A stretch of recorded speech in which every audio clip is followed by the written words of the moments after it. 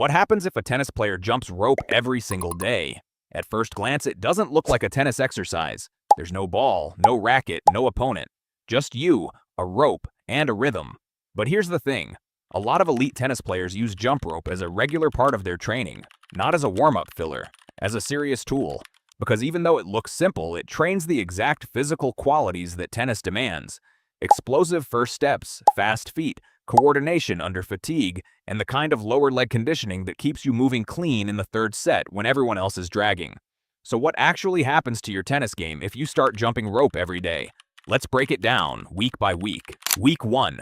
Your feet will immediately notice the difference. If you've never jumped rope consistently before, the first few days are going to feel a little humbling. The rhythm is awkward, the rope catches your feet, your calves burn faster than expected, and the whole thing feels less like training and more like punishment. That's completely normal. And actually, that discomfort is telling you something useful. Jump rope forces you to stay light on your feet, constantly on the balls of your feet, never flat, always slightly loaded and ready to push off, and those are exactly the muscles tennis demands most. Calves, ankles, the small stabilizing muscles in the lower leg, they all activate immediately from the first session. In tennis, those muscles are responsible for the split step, the first explosive shuffle toward the ball, the quick plant before you swing, and the balance you need to stay low through contact. Most players train these muscles by playing tennis. Jump rope trains them outside of tennis, which means you're adding volume to the most important lower body movements in your game without any extra time on court. By the end of week 1, you probably won't feel dramatically different, but the foundation is already being built. Week 2.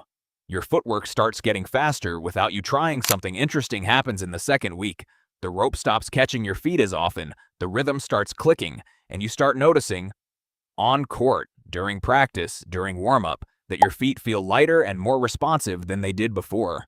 This is the coordination effect. Jump rope trains the connection between your brain and your feet at a speed that most gym exercises don't touch. Every jump requires your brain to coordinate 3 things simultaneously. Hands spinning the rope at the right pace, eyes tracking the rhythm, feet landing and leaving the ground at exactly the right moment. Repeat that cycle a few hundred times per session and your neuromuscular system gets genuinely sharper. In tennis, that sharpness shows up as footwork. Your split step becomes more automatic. The first step toward the ball happens slightly earlier than it did before. The adjustment steps in the last few feet before contact get cleaner. None of this is visible in any dramatic way. It's subtle. But over the course of a full match, those small, fractional improvements in foot timing add up to significantly better positioning. And better positioning means more comfortable contact points, which means cleaner shots, which means fewer errors. Footwork in tennis has always been the foundation everything else is built on. Jump rope is one of the most efficient ways to improve it that exists. And if you want to take your tennis to the next level, check out the Tennis Master Pack.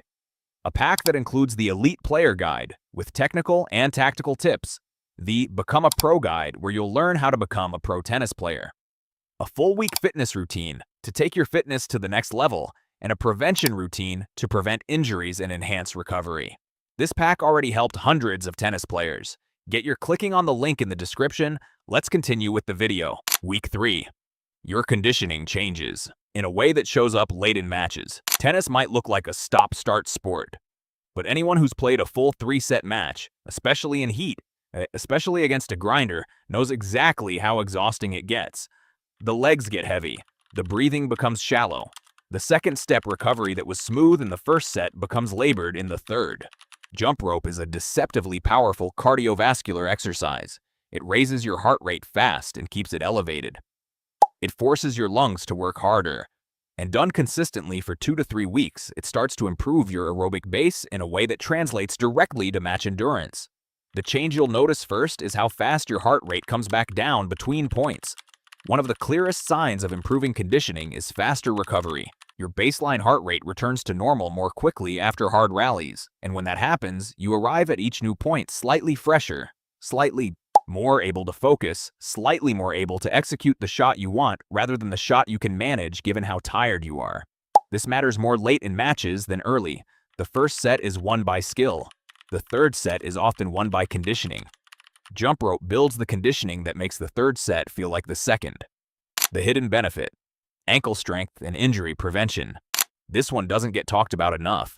And for tennis players specifically, it might be the most important benefit of all.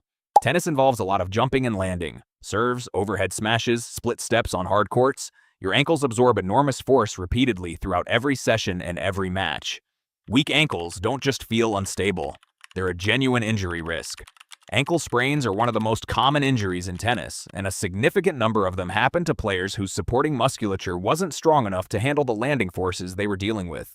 Jump rope directly strengthens the small stabilizing muscles around the ankle and foot. Every landing from every jump activates those muscles and forces them to control the impact and maintain balance. Do this hundreds of times per session over several weeks, and those muscles adapt. They get stronger. They get faster at responding to unexpected forces. And when you land from a big jump toward a wide ball in the third set of a match, those muscles are ready. The other side of this is the Achilles tendon. The repetitive loading from jump rope, done correctly with light landings and good posture, gradually increases the tendon's capacity to handle stress. This is called tendon conditioning, and it's genuinely protective over time for athletes who do a lot of jumping. In this video, I show you Djokovic's exact warm-up routine. I recommend you watch it after this one. The one warning you need to hear before you start. Here's the honest part. Jumping rope every single day at high intensity, especially if you're not used to it, can cause problems rather than prevent them. Your calves and Achilles take significant stress from repetitive jumping. If you go from 0 jump rope to 30-minute sessions every day, your body doesn't have enough time to recover and adapt between sessions. The result is overuse strain rather than improved conditioning. That's the opposite of what you're after. The right approach is to start small. 5 to 10 minutes per session is genuinely enough in the early weeks. Focus on smooth rhythm, light landings, landing on the balls of your feet, not your heels, and good posture. Head up, core slightly engaged, arms relaxed. Do not go to failure in the first few weeks. Let the body adapt before you push the duration. Over 4 to 6 weeks, you can gradually build toward 15 to 20 minutes. By that point, your calves, ankles, and Achilles are conditioned to the load, and the benefits are accumulating without the injury risk. So should tennis players jump rope every day? Yes, with caveats. Jump rope done correctly and progressively is one of the most efficient tools available to a tennis player who wants to improve multiple physical qualities at once. Better foot speed, sharper coordination, improved cardiovascular conditioning, stronger ankles, lower injury risk, all from one simple exercise that requires no court, no partner, and minimal space. The key word is correctly. Start short, land light, build gradually, and treat it as a supplement to your tennis training, not a replacement for it. Jump rope makes you a better mover. Tennis makes you a better tennis player. You need both. If you're looking for one off-court habit that actually shows up in your on-court game within a few weeks, this is probably it. Grab a rope, start with 5 minutes, and pay attention to how your feet feel on court by the end of the first month. Jump rope improves your split-step timing, your footwork coordination, your match endurance, your ankle stability, and your lower leg conditioning. All things that show up in your tennis, whether you notice them consciously or not. Start small, build gradually, and be consistent. Tennis is a sport where the details add up over time. This is one of those details. Drop a comment telling me if you've ever used jump rope as part of your training and whether you noticed a difference. Subscribe for more of this. Blue Tennis Dude. See you in the next one.